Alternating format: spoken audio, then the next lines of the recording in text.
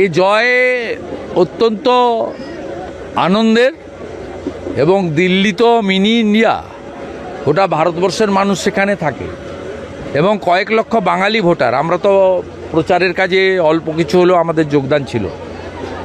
তা সবাই মিলে এই ভ্রষ্টাচারী এবং সবচেয়ে বড় কথা ফ্রড 420 চিটিংবাজ, এখানে যেমন তৃণমূল একটা চিটিংবাজ, তেমনি আপও আরেকটা চিটিংবাজ।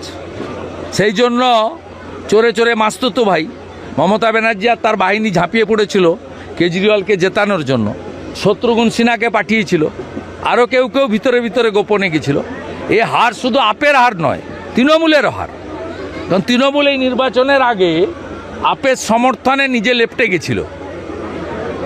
তাই পরিবারবাদী, দুর্নীতিগ্রস্ত, তোষণবাজ পার্টিকে দিল্লির মানুষ